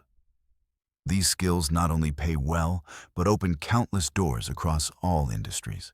Effective communication, not just speaking well, but listening, articulating ideas clearly, concisely, and persuasively, both in speech and writing. Negotiation. Whether it's a major business contract or everyday transactions, negotiation is the key to achieving the best possible outcomes for all parties involved. Complex problem solving. In a fast-changing world, the ability to identify, analyze, and creatively solve difficult problems is something every organization desperately needs. Take time to evaluate yourself. Identify which skills you lack and which skills will generate the highest return on investment for your financial journey. Then, actively pursue courses, practice intentionally, and refine those skills daily. 3. Invest in your health. The fuel for a long journey. Ironically, we often work ourselves to exhaustion to earn money only to spend that money later on fixing our health. Physical and mental well-being are not luxuries. They are the basic foundation for everything you want to achieve. You can have all the money in the world, but if you don't have the health to enjoy it, or worse, if you're battling illness, everything becomes meaningless. Think of your body and mind as a high-performance race car. If you don't use the right fuel, don't maintain it regularly, or don't give it time to rest, no matter how good the car is, it will break down eventually. Physical health. Regular exercise. You don't need to be a professional athlete. Just 30 minutes of brisk walking, running, gym training, or any activity you enjoy 3 to 5 times a week. Movement boosts energy, improves mood, and sharpens focus. Proper nutrition. You are what you eat. Prioritize whole foods, vegetables, fruits, lean proteins. Limit fast food sugar and stimulants. A healthy diet fuels your brain as much as your body. Sleep, one of the most underrated essentials. Sleep is when your body and brain repair themselves. Chronic sleep deprivation destroys productivity, focus, mood, and long-term health. Aim for 7 to 8 hours of quality sleep each night. Mental health. Stress management pressure is unavoidable on the road to success. Learn to manage it through meditation, yoga, relaxation activities, or personal hobbies. Rest and recreation. Don't turn yourself into a non-stop working machine. Spend time with loved ones, enjoy hobbies, recharge. Breakthrough ideas often appear when you're most relaxed. Stop comparing. Social media makes it too easy to compare ourselves to others. Focus on your own journey, your own progress. Seek help when needed. Never hesitate to get professional support if you feel anxious, depressed, or overwhelmed. 4. A budget for growth. Turning intention into action. Investing in yourself cannot be vague. It must be intentional and actionable. And the most practical way to do that is to dedicate a specific portion of your income to reinvesting in yourself. I recommend allocating 5 to 10% of your monthly income to personal development, knowledge, skills, and health. Treat it like a utility bill, non-negotiable. How to do it? Set aside this amount immediately when you get paid into a separate account or fund. Plan exactly how you'll use it. Buy books, take courses, hire a personal trainer, get medical checkups, join workshops, or even take a trip to broaden your perspective. Don't wait for free time or extra money. That moment never arrives. Start today, even with a small book or a free online class. Remember, this investment is not a cost. It's the most profitable investment you will ever make. It increases your earning potential, your quality of life, your confidence, and your long-term happiness. My friends, the journey to becoming a money-making man isn't just about accumulating external wealth. It's about building the best version of yourself from the inside out. Knowledge is power, skills are tools, and health is fuel. When you consistently upgrade all three, you're not just investing in your financial future. You're investing in a fuller, richer, more meaningful life. Never stop learning. Never stop training. And never forget that the most precious asset you own is you. Take care of it well, and it will reward you tenfold. Thank you for listening. See you in the next chapter of Money Making. Men, don't forget to like, share, and subscribe so you don't miss more valuable content. Goodbye, and see you soon. Hello, my dear friends.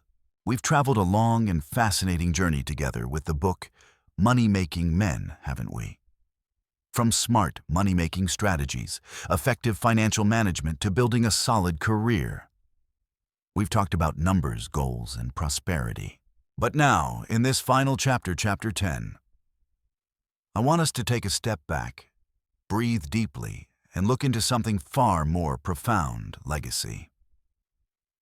The ultimate meaning of money. You see, after all the figures in your bank account, all the assets you accumulate, and all the triumphs you achieve in business, is there something more? Something deeper? I believe there is.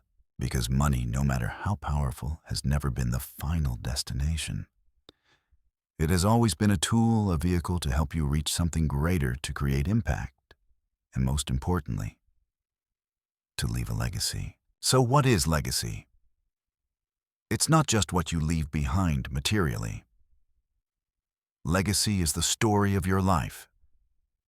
It's the values you lived by. It's the impact you made on the world, on the people you love, on your community, and even on generations to come. To begin the journey of discovering your own legacy, I want to invite you to join an exercise that I consider incredibly powerful and perspective-shifting. It's the exercise of writing your own eulogy.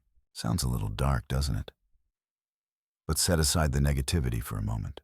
Imagine this. You're at the end of your life's journey. Family, friends, colleagues are gathered to remember you. Someone steps forward to read a eulogy. What do you want them to say about you? How do you want to be remembered? Will they talk about your financial achievements, the money you made, or the values you lived by? Will they remember you as a wealthy person or a generous one? A powerful person or an inspiring one? Someone always busy chasing money or someone who made time for family and community? Will they share stories of the challenges you overcame, the dreams you turned into reality, the lives you touched? Take a few minutes to truly reflect on this. Don't just think about what you had, think about who you were, what you did. Because these are the things that paint the true picture of your legacy. And when you do this exercise, you might realize something important. Very few people want their eulogy to be about their bank balance. Deep down, we long to be remembered for our contributions, for our love, our integrity, for the values we stood for. And from that realization, you'll begin to uncover your why, the deeper motivation behind making money, behind all your efforts and ambition. Your why is not, I want a lot of money. That's just a tiny part of the equation. Your why is the real reason behind wanting that money. You want money to secure a better future for your children. That's a family. Why? You want money to launch a social project you've been dreaming of, to solve a painful problem in your community. That's a social impact. Why? You want money so you can freely pursue your passions, art, science, creativity without financial pressure. That's a personal freedom and self-growth. Why? You want to build a powerful company that creates jobs, brings value, and transforms how people live and work. That's a creativity and innovation. Why? When your why is big enough, meaningful enough, and powerful enough, it becomes a lighthouse, a source of endless energy, guiding you through every challenge on your financial journey. Money stops being a burden or an obsession. It becomes a partner helping you bring your why to life.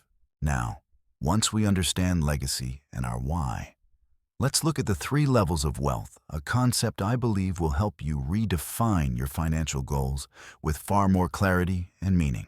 Level 1, financial freedom. This is the most basic level most people aim for.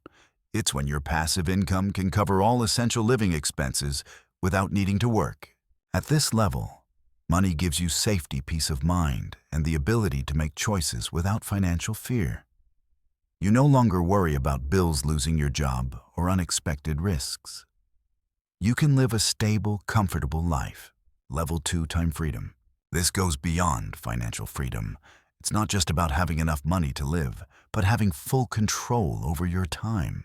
You work because you want to, not because you must.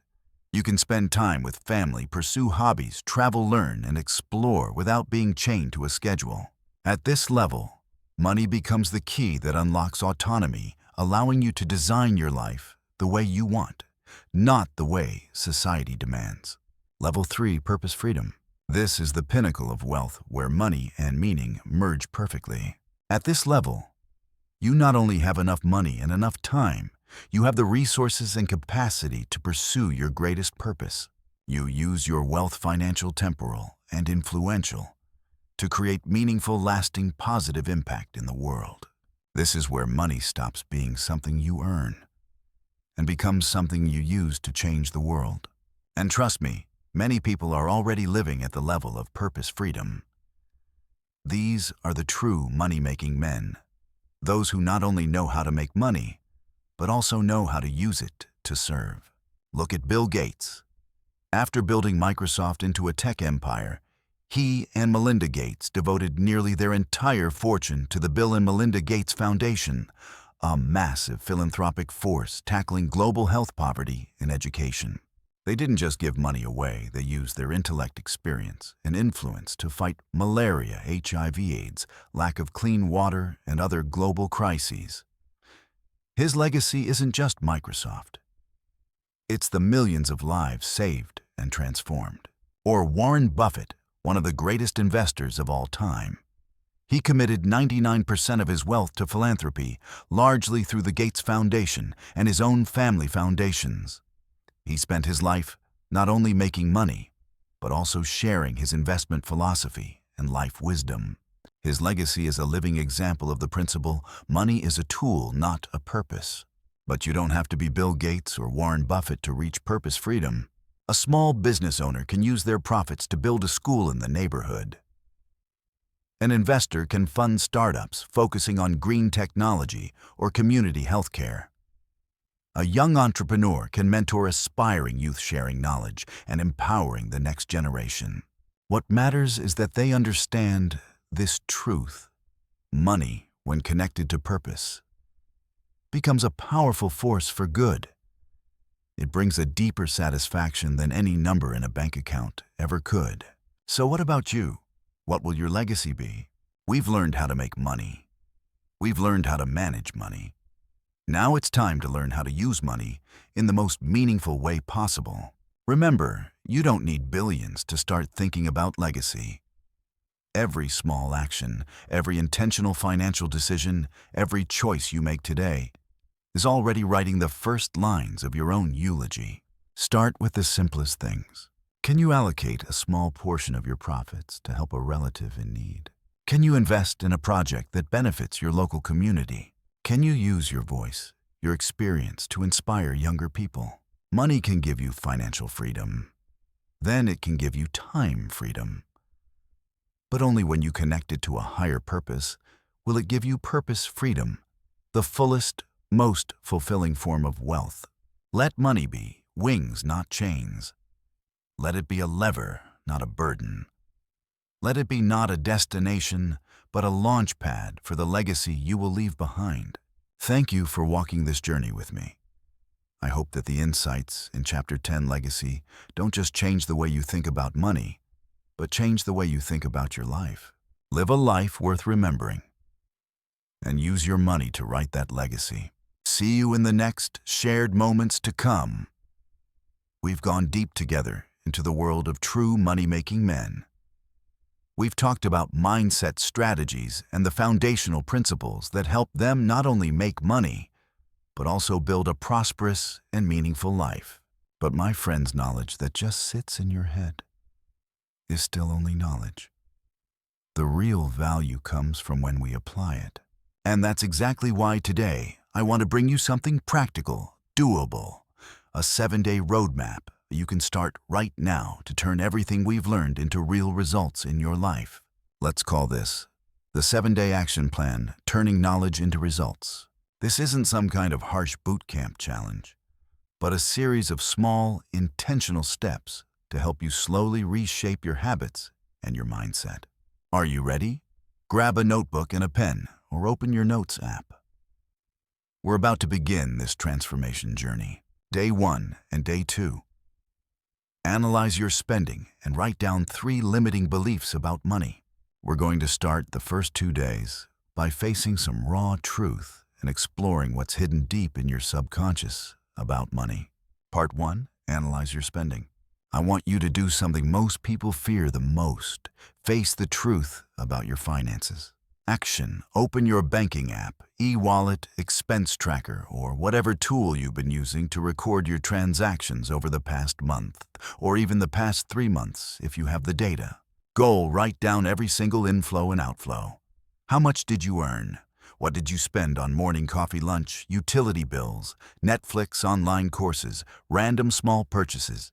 Don't skip anything, even the tiniest expenses. Meaning, I know this might feel a little painful. Nobody wants to look back at overpriced lattes or those impulsive swipe-the-card moments, right? But this is the very first step to gaining control of your finances. You can't change what you're not aware of. Don't judge yourself, just observe.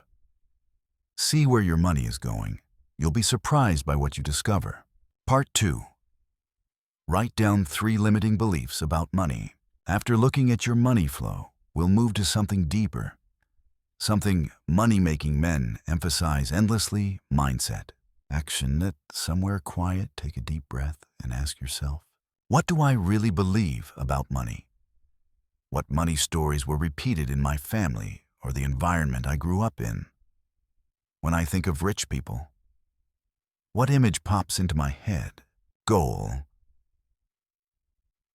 write down at least 3 limiting beliefs, negative or restrictive thoughts you've internalized about money. Maybe it's money is the root of all evil. Or rich people are greedy, unhappy, never have time for family. Or I'll never have enough money to do what I want. Or simply making money is hard. Meaning, these beliefs, whether you realize it or not, are guiding every financial decision you make. They shape how you earn, spend, invest, and even how you feel about wealth. You cannot change a belief you don't know exists. Writing them down is the first step to freeing yourself from these invisible chains. Day 3 and Day 4. Identify one high-value skill you will start learning and spend 60 minutes a day on it. Okay. After decluttering your mindset and understanding your financial reality, now we begin investing in the most valuable asset you have: yourself. Action. Identify the skill. Think of one high-value skill you want to learn or improve. What's a high-value skill? A skill the market needs, one that solves a problem and creates real value. It could be persuasive writing, copywriting, basic coding, digital marketing, sales, UX, UI design, data analysis, public speaking, video editing. Ask yourself, which skill, if I mastered it, would open the most opportunities for me in the next 1 to 3 years? Or, which skill would help me solve a major problem for many people? Commit your time. Once you choose the skill, commit to 60 minutes each day, not less. Not way more to learn and practice it. Those 60 minutes should be distraction-free. Maybe 30 minutes in the morning, plus 30 minutes at night, or one 60-minute block. Use free or low-cost resources. YouTube tutorials, Coursera, Udemy books, small practice projects. Meaning, as money-making men teach successful people, never stop learning. They don't wait for opportunities, they create value through their skills. I still remember when I first learned video editing, a little bit each day. Some days I felt discouraged and wanted to quit. But the consistency, 60 minutes a day, turned something that felt impossible into one of my strongest skills. Today, it's indispensable in my work. This isn't a sprint. It's about consistency. 60 minutes a day sounds small, but after a month, that's 30 hours. After a year, that's 365 hours. Imagine how far you can go with that much focused practice.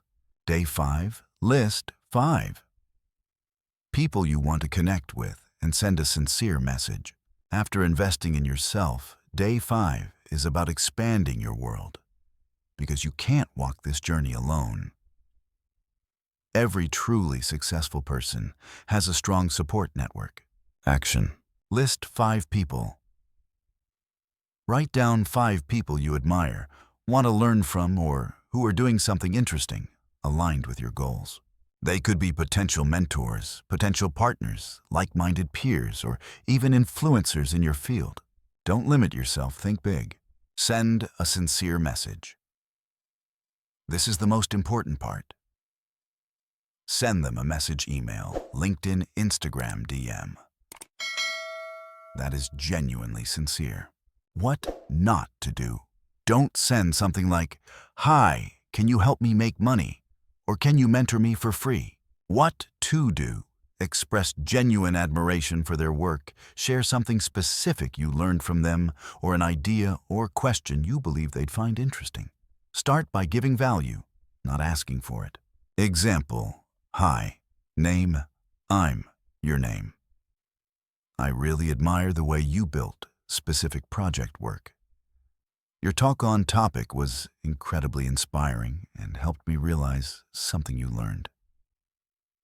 I just wanted to say thank you, and if you have a moment, I'd love to hear how you handled a specific challenge they've overcome. meaning relationships are the new currency. You can't achieve great success alone. A sincere message without asking for anything can open doors you never imagined. I've connected with so many people this way. And trust me, sincerity is always appreciated. It builds much stronger, longer-lasting relationships than transactional ones ever could. Day 6 and Day 7, write your one-year financial goal and the legacy you want to leave behind. Finally, in the last 2 days, we focus on the future, not just money, but your life's meaning. Part 1, write your one-year financial goal. Action, sit down and write a specific financial goal you want to achieve in the next 12 months. Make it smart. Your goal must be SMIRT. Specific not, I want to be rich, but I want to increase my income by X per month from freelancing within 12 months. Measurable, achievable, relevant, time-bound, meaning. Having a clear goal gives you direction, motivation, and a way to measure progress. It turns dreams into a plan. Real moneymakers always know exactly where they're headed. Part 2. Write the legacy you want to leave. Action. After writing your financial goal, go deeper. Ask yourself the big question: what do I want to leave behind when I'm no longer here? Goal. Write the legacy you want to create. This doesn't have to be money. It could be a community project, a set of values passed to your children, a positive impact in your field, an idea, a lifestyle that inspires others, or even an organization you dream of building. And think about the impact you want to make on the world beyond your bank balance, meaning money is a tool, not the final destination. Successful people don't chase money, they chase meaning, freedom, contribution. Defining your legacy gives you a bigger reason to strive, a lighthouse guiding your choices. It answers the question, with all the knowledge and money I gain, what will I do to make the world a little better? And that is our 7-day action plan. From facing the truth about your money and your limiting beliefs, to investing in your skills, expanding your network, and finally designing your financial vision and life legacy. Don't let the powerful lessons from money-making men just sit on the page or in your mind. Turn them into action. One small step a day, each step a brick in the future you're building. I know you can do this. Start right now. You don't need to be perfect, you just need to begin. If you're committed to doing this plan, comment 7 days of action below and share your reflections each day. Let's build a community that grows and supports one another on this journey. Welcome back, my companion, on this journey of exploring knowledge. We've traveled a long road together, nearly 130 minutes, filled with deep insights, inspiring stories, and proven strategies from the book Money-Making Men. You might be feeling energized right now, or maybe a little overwhelmed by the massive amount of information. And that is completely normal, because I understand that I want to dedicate this final part to something extremely important, distilling all the essence, all the precious gems, and wrapping them into 3 core messages, powerful and unforgettable. These 3 points are not just a summary. They are the 3 guiding stars I want you to carve into your mind, carry with you, and turn into real actions in your life. If you were to remember only 3 things from this entire video, these would be the 3. So, take a deep breath and get ready to listen. Point 1. Stop chasing money, become the person who attracts money by creating value. The first message, and perhaps the most revolutionary idea in this book, is stop chasing money. Become the person who attracts money by creating value. You know, most of us were taught to make money, to go after money. We run into life like a tired hunter, always trying to catch the financial prey. And what's the result? Exhaustion. A constant sense of lack. And sometimes even disappointment when money feels like a slippery fish. The tighter we grip, the faster it slips away. This book completely shifted that perspective for me, and I believe for you too. It doesn't tell you to sit around waiting for money to fall into your lap. No, it requires a psychological shift. Instead of being the hunter, become the cool, refreshing water source that every thirsty creature seeks out. Think about it. What truly makes people willing to pay, it's when they receive something of value. That value could be a solution to their problem, an unprecedented convenience, a remarkable experience, a fulfilled emotion, or even saved time and effort. When you focus on creating value, real, useful, meaningful value, money is no longer something you have to run after. It naturally gets pulled toward you like metal to a magnet. Ask yourself, what unique value can I bring into this world?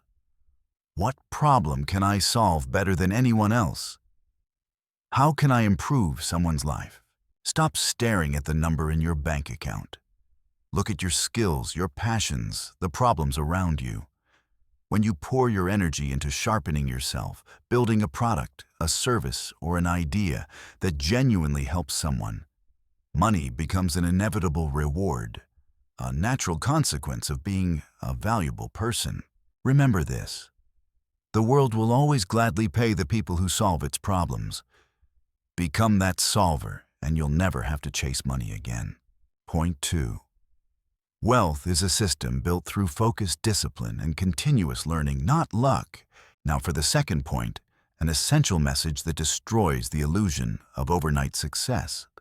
Wealth is a system built through focused discipline and continuous learning, not luck or sudden fortune.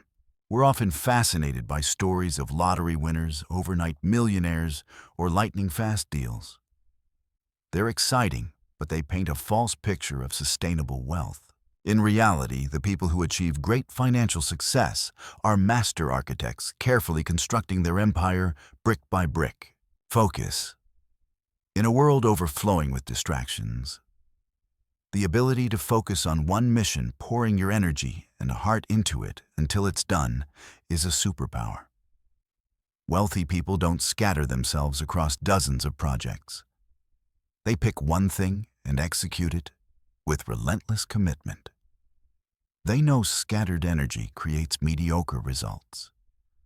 Choose what matters most and devote yourself fully. Discipline. Discipline is the backbone of all success. It's not bondage, it's freedom. It's doing what you need to do, even when you don't feel like it, so you can achieve what you truly want. It's waking up early, reading every day, working with consistency, saving, and investing with intention. Small habits repeated with discipline create massive results over time. A single brick feels insignificant, but years later, it becomes a castle. Continuous learning. The world changes constantly, and so must we. Successful people never stop learning. They take courses, seek mentors, accept feedback.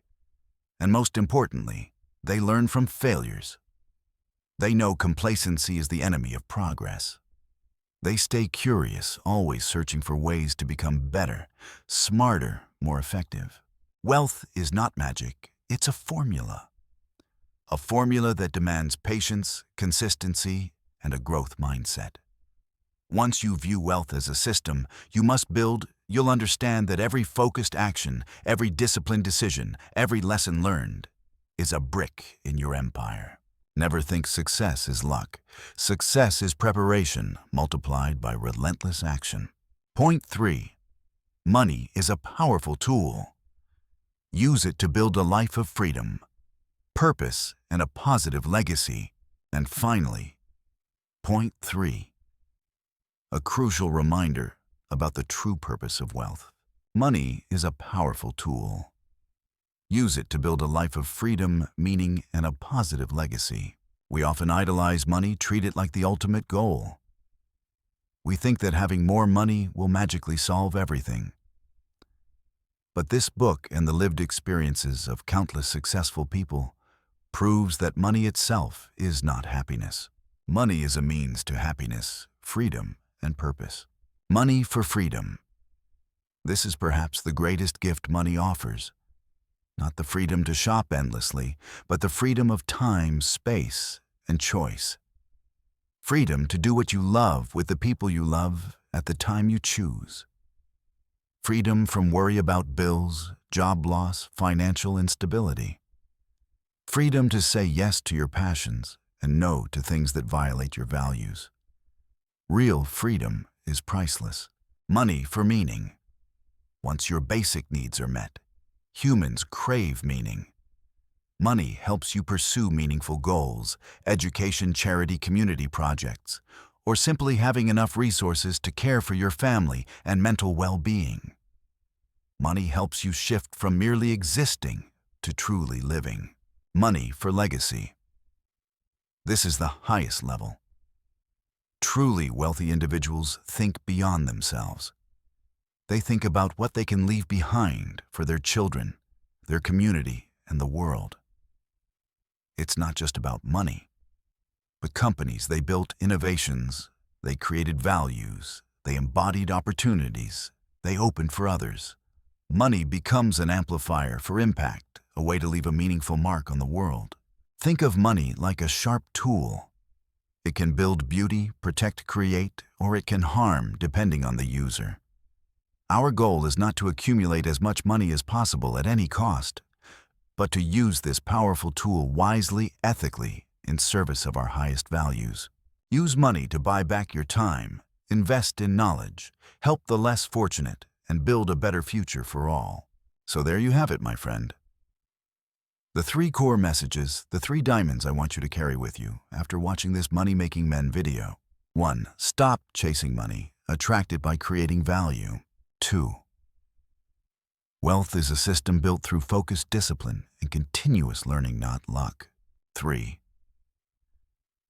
Money is a powerful tool. Use it to build freedom, meaning, and a positive legacy. Let these messages sink into your mind, and more importantly, let them shape your actions starting today. This journey isn't easy, but it is absolutely worth it. You can become someone who creates money, not someone who chases it. Hello there. We've walked together through stories, perspectives, and perhaps even moments of quiet reflection about what it means to build true prosperity. Not just financial prosperity, but prosperity of the mind, the spirit, and the life we want to create for ourselves. The book Money-Making Men has opened quite a few mental doors, hasn't it? It's not just about men who are good at making money. It's about proactiveness, perseverance, and above all, the ability to take control of your own destiny. I'm certain that after everything we've shared together, something inside you has been sparked. A spark of inspiration, a spark of determination, or at the very least, a question. So, where do I begin? And that is exactly where the real journey starts. Because, look, knowledge only becomes valuable when it's turned into action. We can read hundreds of books, watch thousands of videos, but without taking a single concrete step, all of it remains just information consumption. And to be honest, that is not what I want for you. I want you to become the architect of your own life, not a passive observer. So right now, I want to ask you a sincere, direct question. Comment right below the first step you will take immediately after watching this video. It doesn't have to be a giant leap. It doesn't have to be a life-changing plan right away. Just the first step. It could be, I'm going to sit down and write a list of 3 skills I want to learn to increase my value. I'll spend 15 minutes a day researching a business field I'm interested in. I'll courageously email a mentor I admire and ask for advice. I'll start saving 100,000 VND each week no matter what. Or even I'll turn off my phone, take a deep breath, and spend 5 minutes seriously thinking about my financial goals. Anything as long as it is specific, measurable, and something you can do right now. Don't keep it to yourself. Share it with me and with this amazing community in the comments section. Because when you publicly declare your intention, you create a small commitment. And beyond that, those comments will become an invaluable source of inspiration for others, so we can learn together, push each other, and witness small steps turn into great transformations. And by the way, if you feel that this video and the content I'm working hard to bring you has value, inspires you, or at least makes you think, then don't hesitate to give me a like. That tiny like isn't just a casual gesture. It sends a strong signal to YouTube's algorithm, helping this video reach more people who are also searching for their own path to prosperity. Think about it. With a single click, you become part of spreading value, a silent companion in the journey of many others. And if you want to continue exploring great books with me, breakthrough ideas, deep life lessons to help you grow and build a meaningful life, then make sure to hit the subscribe button and the notification bell right next to it. This ensures you won't miss any valuable videos in the future.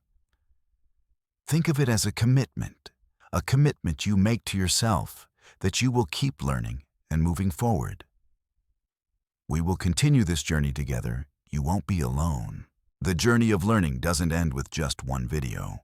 If you want to dig deeper, explore specific topics we've discussed, or discover additional resources, I have a few things I believe will be extremely helpful. My blog, your blog name, e.g., The Prosperous Mindset or Building Wealth, within where I share more in-depth articles, detailed analyses about finance, personal growth, and success mindset. Sometimes reading a long-form article helps you reflect more deeply than a video can. Our channel's podcast, your podcast name, E.J.O. Voices of Prosperity or The Wealth Building Journey, perfect for those who want to absorb knowledge while commuting, exercising, or doing chores.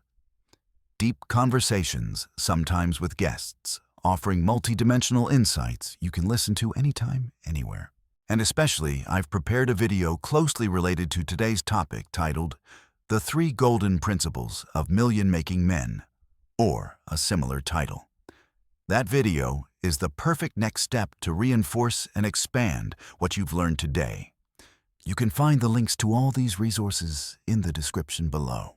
These resources aren't just information, they are tools. Tools you can use to sharpen your mindset, equip yourself with new skills, and build a solid foundation for the prosperity you desire. And remember this, my friend. The road to prosperity is not always covered with roses. There will be doubts. There will be failures. There will be days when you feel like giving up. But what money-making men and countless success stories have shown us is that perseverance, the ability to learn, and a bias toward action are the real keys. You don't need to be born with privilege. You don't need a perfect starting point.